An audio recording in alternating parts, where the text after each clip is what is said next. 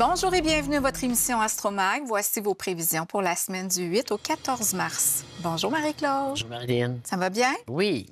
Le soleil est toujours en poisson, puis on a une pleine lune cette semaine en Vierge, le 14 mars justement. Et c'est une éclipse en plus. Oh. Alors donc, un éclipse, au niveau de la météo, des fois, ça joue des mauvais tours. Allons voir la position des planètes. Alors, on fête toujours nos poissons. Dernière semaine pour fêter nos poissons du 3e décan. Le soleil passe entre le 17 et 23 degrés. Mercure est en bélier entre le 5 et 9 degrés. Vénus rétrograde en bélier à 9 degrés. Donc, elle va se ramasser encore en poisson tout à l'heure, là. Mars est en cancer entre le 17 et 18 degrés. Jupiter en gémeaux, 13 degrés. Saturne en poisson, 21, 22 degrés. Uranus en taureau, 23. Neptune en 29 degrés en poisson. Et Pluton avancé d'1 degré à 3 degrés du Verseau. Alors, l'événement majeur, justement, c'est la pleine lune qui se fait en Vierge. Elle fait quand même un bel aspect à Uranus en taureau. Mais c'est sûr qu'une lune, c'est la lune qui s'oppose au Soleil, Saturne, Neptune. Alors, attendez-vous peut-être encore à avoir un petit peu des... Tu sais, les petites tempêtes de Mars, là, ça dure pas longtemps, mais ça fond vite après, là, mais ça tombe quand même. Mais ça, c'est les tempêtes de neige. Est-ce qu'on va avoir aussi une tempête d'émotions? J'ai trouvé la dernière pleine lune, Marie-Claude. Il faut que le Soleil sorte du poisson. Tu as bien raison. La lune en Vierge, c'est encore beaucoup d'inquiétude dans l'énergie. On va voir ça avec tes prévisions de la semaine. Débutons avec les poissons. Alors, chers poissons, événement important, la pleine lune se fait dans votre maison 7. La maison 7, c'est les autres. Alors, c'est les autres qui vont être émotifs par rapport à vous autres. Alors, ça arrive tout de l'autre. La 7, c'est ce que j'ai en face de moi. Alors, la pleine lune, elle va chercher, c'est votre anniversaire, elle se fait sur une pleine lune. Donc, c'est un aboutissement important d'événements. Et vous avez Uranus qui est dans votre maison 3, mais en taureau. Alors, c'est des choses très palpables, très matérielles qui se passent ici. Le côté financier est important, OK? Parce que, puis le côté financier vient de l'autre des autres. Alors, associés, partenariat ou autre, les règlements de situation matérielle, ça passe par rapport à l'autre ou les autres. La 7 aussi, il ne faut pas oublier, c'est la maison des ruptures, des divorces, des séparations aussi, là. Alors, si j'ai certains poissons, c'est dans le poisson qui avait des choses à régler sur le plan juridique. Jupiter fait un carré parfait. Saturne vous bloquait beaucoup. Là, c'est le temps ou jamais, avec Mercure, Vénus en bélier, de faire de quoi? Mercure, Vénus est rentré dans leurs deux. Alors, des pourparlers, les échanges, on va plus s'entendre probablement sur bien des plans, que ce soit au niveau amoureux ou de travail. Mais si vous êtes dans un partenariat d'affaires ou affectif, c'est le temps ou jamais de régler des choses, de parler des vraies affaires. Le poisson, il se cache beaucoup de choses. Alors, ça donne rien. Mercure en bélier, si on se dit les vraies choses, puis Jupiter en gémeaux, on a peut-être l'opportunité de régler des choses facilement plus que dans le passé. Vous avez aussi Mars qui est dans la maison 5 des cancers. La maison 5, c'est la maison des enfants aussi. Alors, donc, pour certains, c'est sûr qu'il y a des pourparlers au niveau familial. Pour d'autres, les poissons sont dans poisson, c'est le niveau professionnel de travail que ça se passe. Parce que vous avez Jupiter en Gémeaux. Alors, donc, Jupiter en Gémeaux, il apporte aussi des changements. Alors, avec Saturne que vous aviez, les poissons, ils ont eu de la misère financièrement depuis que Jupiter est en Gémeaux. Là, c'est pas évident pantoute, là. Exemple, mais comme vous avez Mercure, Vénus en bélier, il y a des actions à entreprendre. Il y a des actions importantes à faire. On ne peut pas toujours rien qu'attendre de subir, attendre que les choses se règlent de soi-même. Non, parce que ça va avoir des résultats aussi qui vont aller avec aussi. Donc, énergétiquement parlant, Vénus, Mercure, Jupiter, c'est très intéressant. Allez voir les bonnes personnes, informez-vous, soyez au courant de certaines choses. Il y a toujours une solution, mais des fois, on n'a pas toujours la solution personnellement. Se dire les vraies affaires pour vivre les vraies affaires. Ah, j'aime ça. Exact. On poursuit avec les béliers. Alors, bélier, lui, il se dit les vraies affaires, puis il vit les vraies affaires. Le signe qui suit nous donne notre réponse. Alors, cher bélier, ascendant bélier, la pleine lune se fait dans votre maison 6 de travail. Parce que la maison 6, c'est le travail imposé. Le travail que je dois faire à tous les jours pour gagner ma vie. Trigone à Uranus en 2. Les rentrées d'argent sont intéressantes aussi. Alors, donc, je dirais, on apprécie ce que vous faites probablement, puis à un moment donné, tu as le juste retour des choses. Alors, donc, le travail, on n'en manque pas, mais aussi, on vous regarde aller, puis on vous apprécie beaucoup. Alors, vous faites votre marque à quelque part. Bélier, ascendant Bélier. Vous avez aussi Mercure, Vénus qui est déjà rentré chez vous. On parlait la semaine passée.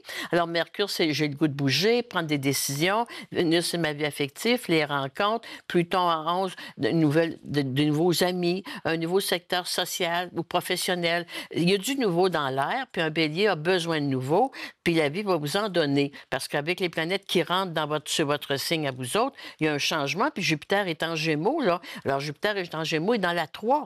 Alors, tout ce qui est déplacement, qui est commercial, si vous êtes dans le commerce, si vous êtes dans le public, si vous avez à vous déplacer beaucoup, Jupiter vous apporte beaucoup de chance. Mercure, Jupiter aussi, pour certains béliers en bélier, on peut avoir la décision ou l'opportunité d'acheter quelque chose. La 3, c'est les autos habituellement.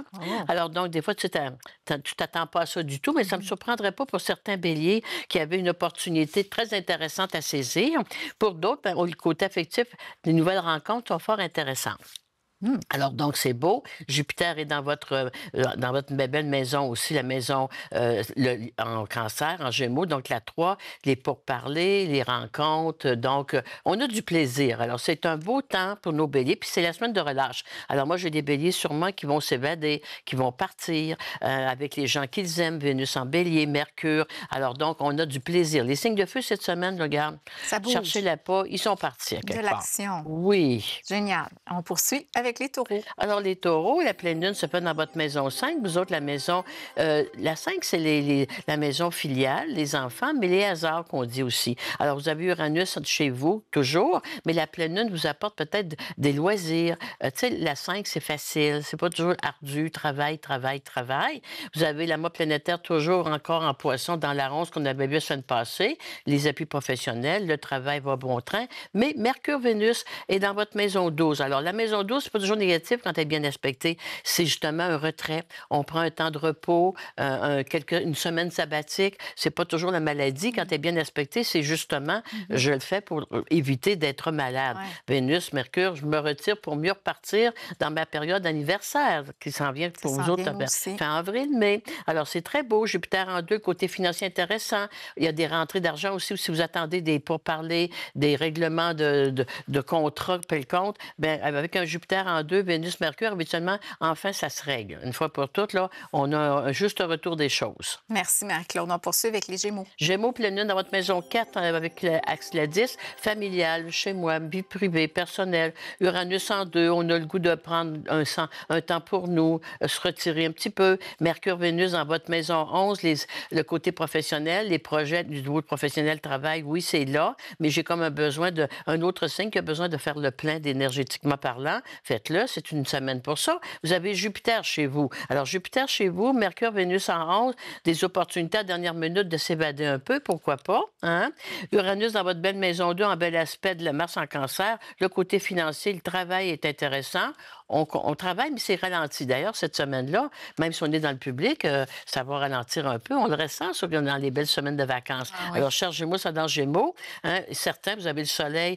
Pour certains, vous avez un beau Pluton en 9 en Verseau. Alors, les Gémeaux, certains Gémeaux vont sûrement vouloir s'évader un petit peu en ce temps de l'année, puisque Mercure, Vénus est chez eux. Donc, un autre signe, les signes d'air, les signes de feu, habituellement, on en profite pour un peu d'évasion. Un peu de vacances. Et voilà. Merci, Marie-Claude. On s'arrête pour une courte pause. Au retour, on poursuit avec les cancers.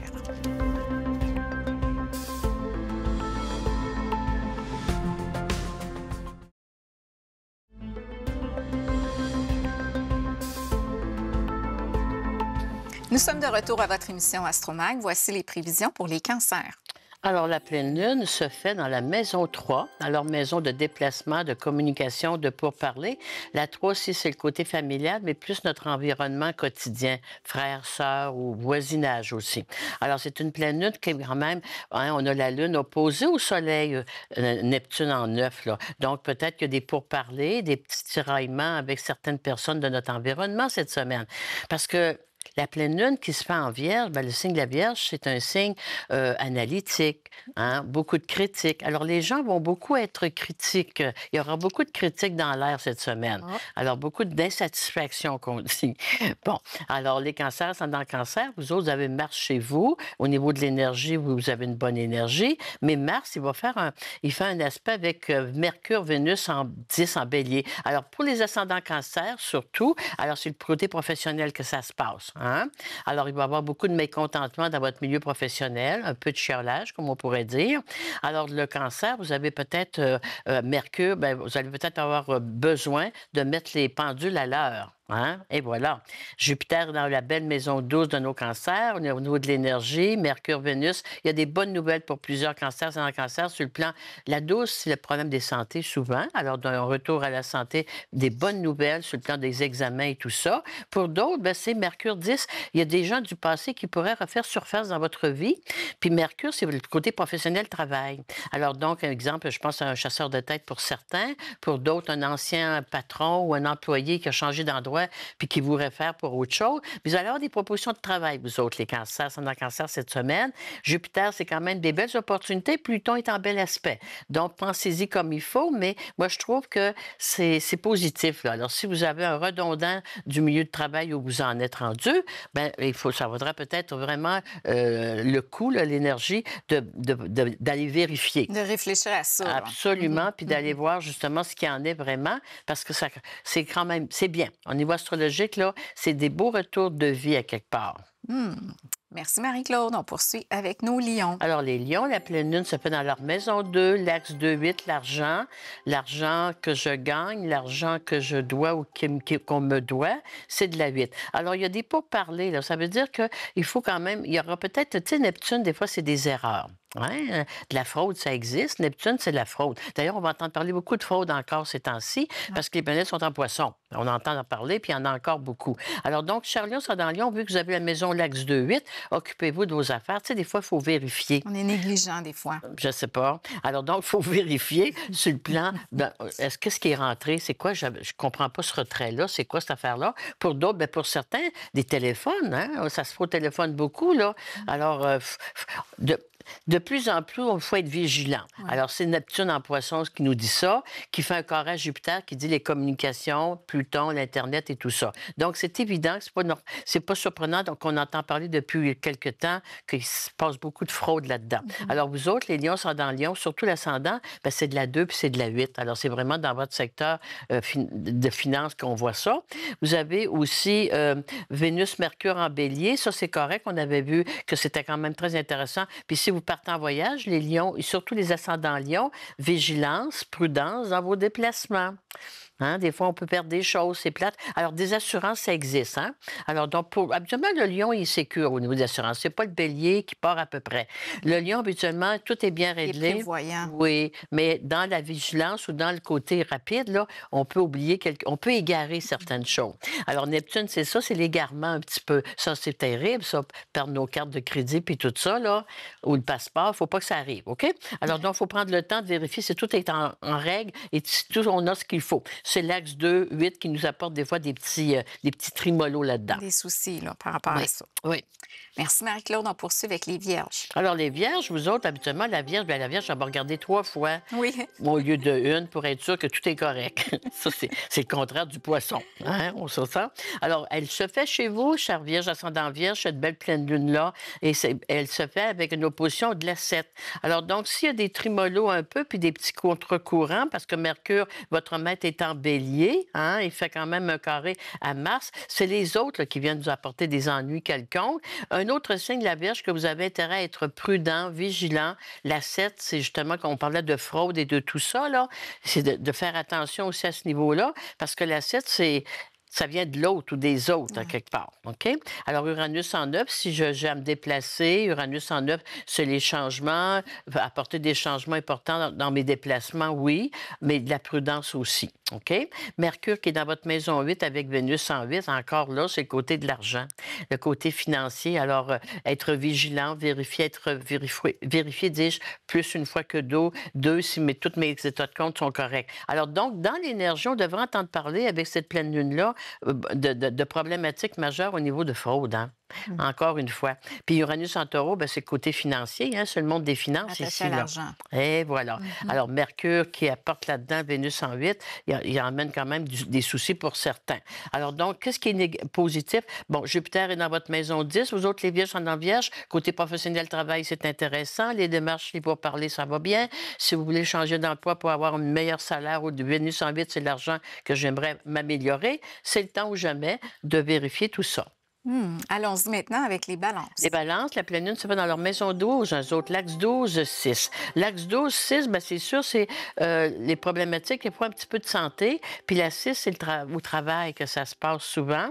Alors donc, est-ce que j'ai besoin, Vénus, qui est votre maître, avec Mercure, est-ce que j'aurais besoin d'un temps de repos, de me retirer un peu? Ça se pourrait. Hein? Vous avez un carré Mars dans votre maison 10, côté professionnel, travail, beaucoup d'inquiétudes, d'incertitudes pour nos balances, dans la balance. Puis la balance, bien, elle, c'est la décision. Ça la fatigue, ça l'épuise de prendre des décisions. Puis la vie vous en demande, là, parce que vous avez Mercure en bélier. Tu fais quoi? Est-ce que tu acceptes l'opportunité qu'on te présente? Mais je dois laisser autre chose, puis je ne veux pas déranger. Alors, bref, il y a du tiraillement dans l'air pour nos balances en balance cette semaine, côté professionnel, travail. Pour d'autres, bien, si vous êtes parti Mercure, Vénus avec le Jupiter en 9, vous allez vous sauver de ça, tant mieux. Mais pour certains, surtout la balance saturnienne, là, elle est vraiment prise dans des décisions importantes. Il y a des opportunités à saisir qui se présentent, mais jusqu'à quel point c'est vraiment une opportunité. Donc, il faut savoir un petit peu vérifier, en parler avec d'autres personnes, dire toi, qu'est-ce que tu en penses? Parce qu'en astrologie, c'est quand même pas le Pérou non plus, là. Okay. Je dirais, si tu as déjà un emploi secure, tu aurais voulu du changement, mais tu es quand même bien. Pense-y 2 fois avant de. Quand on dit, nous autres, changer 4,30 sous pour $1, c'est pas payant. Alors, donc, en astrologie, là, un peu de prudence, pas trop d'impulsivité. Fait que pas le faire sur un coup de tête, là. Non, sûrement prendre le temps de bien réfléchir à ça. On dit tout ce qui brille n'est pas or. Alors, Jupiter en Gémeaux, on peut vous présenter ça bien beau, là, mais il faut aller voir un petit peu plus loin ce qu'il y en est. Vérifier. Oui. Hein, parce que des fois, on a des surprises. Oui, puis surtout là, avec ce que tu viens de dire à propos des fraudes. Hein? Oui, c'est pas évident. Fait qu'il faut prendre le temps de bien réfléchir. Être prudent. Merci, Marie-Claude. On s'arrête pour une courte pause, puis au retour, on poursuit avec les scorpions.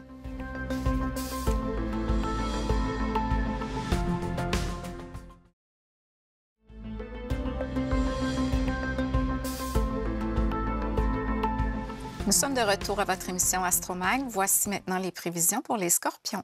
Alors, chez Scorpion, la pleine lune se fait dans votre maison 11, les projets, hein, le côté professionnel. La 11, c'est les projets vraiment, là, notre environnement professionnel, axe Soleil-Neptune en 5. Pour certains, bien, c'est sûr qu'il peut y avoir un petit peu de pourparler, hein, comme on dit, d'un petit peu de confrontation par rapport à la 5, c'est les enfants. Hein, si vous en avez. Uranus dans votre maison 7 aussi, le taureau, ben c'est l'autre, le conjoint aussi. Alors donc, cher Scorpion, c'est dans Scorpion. Mercure, Vénus qui est en bélier et dans votre maison 6. Alors, ça se passe au niveau du travail aussi. Beaucoup de travail, beaucoup de travail. Il n'en manque pas, nos Scorpions, c'est dans Scorpion, mais à quelque part, vous ne pouvez pas tout faire en même temps non plus. Alors donc, ça demande un moment donné de dire, bon, là, je vais terminer ça, puis poussez-moi pas dans le dos, je vais faire le reste par la suite. Hein? C'est possible, ça aussi, là. Vous avez une vie privée à quelque part, vous autres aussi. Alors donc, Mercure, Vénus dans votre maison de travail, la maison 6, on manque pas de travail, on est aimé, on est apprécié. Puis tu sais, le Scorpion puis la Vierge, là, on manque de confiance en soi beaucoup. On a besoin de se faire confirmer que c'est correct. Donnez-vous donc le droit de vous confirmer vous-même. Hein? OK? Puis dans le pire des pires, si ça ne fonctionne pas, regarde, on passe à autre chose. Alors, c'est un petit peu ça. Moins de tension, moins de se mettre de stress et de tension sur le dos, qu'on dit à quelque part. Alors, la pleine lune en Vierge, bien, c'est sûr que les gens, en général, il y a une effervescence, il y a beaucoup d'inquiétudes. Dans le ciel, il y a énormément d'inquiétudes, et puis ça fait une éclipse. Alors, donc, il faut un petit peu relativité les choses, qu'on dit. Hein? Alors, vous autres, là, Vénus, Mercure, le travail, ça va. Vous avez Uranus dans votre maison 7 en bel aspect. La vie affective amoureuse, je pense que ça va bien pour nos Scorpions si vous êtes en couple. La vie filiale, familiale aussi. On peut avoir un petit peu d'inquiétude où un certain membre de la famille peut nous demander plus d'attention. Hein? Alors, Saturne, habituellement, c'est un parent d'une certaine âge. Mais aussi, là aussi, vous ne pouvez pas être toujours là non plus. Tu sais, il faut mettre nos barrières un petit peu à un moment donné. Voilà. Est-ce que c'est vraiment une urgence? Hein? Les gens, c'est toujours des urgences, puis c'est pas toujours des urgences. Alors, chers scorpions, ascendant scorpion, ménagez-vous un petit peu, prenez soin de vous autres un peu en cette période de l'année. On en a tous besoin de faire ça à quelque part. Là. Merci, Marie-Claude. On poursuit avec les Sagittaires. Alors, les Sagittaires, la pleine lune, c'est dans votre maison 10 de travail, de carrière. Alors, c'est dans le plan. C'est au niveau du secteur professionnel. Tu sais, la 10, la 4, Neptune dans le ciel.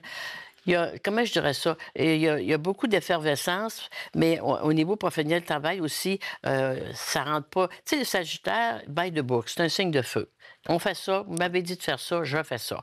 Puis avec la pleine lune en Vierge, on ne sait pas ce qu'on veut, la Vierge, hein? C'est ça, c'est pas ça, c'est ça, c'est pas ça. Le Poisson, tu m'avais dit que c'est ça, c'est plus ça. Alors, prenez votre mal en patience pour cette semaine-ci, les Sagittaires, parce que vous allez virer de sourd un peu. Alors, Mercure, Vénus en Bélier en 5, si vous êtes capable de vous évader, de partir, tant mieux, vous allez éviter toute cette histoire-là. Hein? Jupiter en 7, le conjoint, la vie affective amoureuse, c'est beau, la vie filiale aussi. Mais sur le côté professionnel, on s'entend-tu qu'on se dit, hein, on remet plus tard les grosses décisions parce que plus que je veux que ça marche, moins que ça marche. Alors, hein, la petite bémol là-dessus. Lâcher prise et flexibilité pour les oui, Sagittaires. ça, c'est beau, les beaux mots-clés, c'est beaux mots-clés. Et puis, vous avez, bien sûr, Uranus en 6, Mars en 8, le côté professionnel, le travail, ça va bien. C'est pas vous autres, hein. C'est comme on dit, je m'en vais, puis il y a un blocage sur la route. C'est pas de ma faute, c'est bloqué. Moi, je suis prêt à y aller, mais ça veut pas. Alors, donc, dans l'énergie cette semaine, il y a beaucoup de... Mon Dieu, on va entendre parler de toutes sortes de choses. On va dire, coudonc, y a-tu un pilote dans l'avion? Il n'y en a pas. Puis le pilote automatique marche-tu? Alors donc, on se met de côté, puis on dit, regarde, on va laisser passer cette effervescence-là.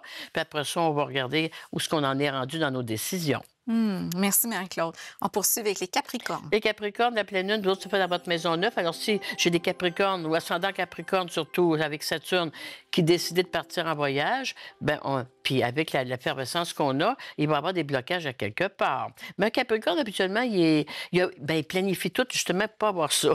Il y a un plan B. Il y a un plan B. Il y a un plan A, plan B. C'est ça. Alors, donc, votre plan B ne marchera peut-être pas. Alors, donc, on est obligé de suivre, de faire comme tout le monde. Hein? Saturne, Neptune en 3, il y a moi, je trouve que c'est du mauvais temps. En éclipse, il ne fait jamais très beau. Des retards au niveau de l'aviation, des retards au niveau des voyages. Alors, si j'ai des Capricornes qui sont en voyage, c'est sûr que vous êtes quand même patient, là. Mais Uranus en 5, il y a beaucoup d'imprévus à l'horizon pour plusieurs. Pour d'autres, c'est la 9, c'est des formations. Alors, on m'avait dit que je devais faire une formation. Je me suis inscrit pour quelque chose, je me suis inscrit pour un poste, puis il est remis à plus tard. Alors, wow! Mais c'est correct. On ne peut pas tout gérer, on ne peut pas tout contrôler. Puis le Capricorne, c'est un grand contrôleur. Si vous avez un ascendant Capricorne, un Mars en Capricorne, vous aimez bien savoir où ce que vous en allez. Alors, toi, encore la souplesse que tu disais tout à l'heure, on va en avoir beaucoup besoin dans cette période de l'année. Ça bouge. Puis c'est l'éclipse, là, qui est à... C'est l'éclipse. Un éclipse, ça le dit, hein? Il y a une coupure de courant. Bon, c'est de sa faute. Hein? On termine avec les Verseaux. Alors, les Verseaux, vous autres, la pleine lune se fait dans votre maison 8, la maison de l'argent, axe 2. Alors, nos Verseaux ne sont pas encore sortis un peu de leur dilemme financier, d'après ce qu'on voit, mais ça s'en vient. Il faut passer l'éclipse, puis après ça, dans 15 jours, dans le temps du bélier, là, on va repartir. Mais ça veut dire aussi qu'avec un éclipse comme ça, axe 2-8, j'ai des décisions à prendre. Tu sais, une hémorragie, il faut l'arrêter. Hein? Quand ça commence, là, ça urge un peu. Puis, bon, au début, c'est très peu, puis après ça, c'est... Alors, donc, en astrologie, moi, je trouve que les Verseaux sont en Verseau depuis quand même un mois et même plus. Il y a des signes avant-coureurs. Alors, donc, Uranus en 4, là, il faut se limiter. Hein? Saturne, Neptune, tu te dis, garde, c'est quoi que je laisse aller? Parce que le Poisson, c'est tout éparpillé, puis la Vierge, elle, c'est très ordonné. Donc, c'est une période importante pour nos Verseaux, ascendants Verseaux, pour dire, là, je m'assois, je fais les comptes, puis là, il y a des choses que je dois laisser aller, ça donne rien. Tu sais, Neptune, c'est les rêves, on ne peut pas être positif, mais des fois, c'est réaliste aussi que ça nous demande d'être. Vous avez Mercure, justement, Vénus dans votre maison 3 en bélier. Alors, donc là, avec Jupiter en 5, il y a des opportunités, mais un autre signe qui va être obligé de faire la part des choses. Je ne peux pas tout prendre en même temps puis tout garder. Un Verseau, il y a ça, ce côté-là. Saturnien, il est moins pire, mais l'Uranien, c'est toujours prêt pour autre chose. Mais avant de faire d'autres choses, il faut que je ferme des dossiers.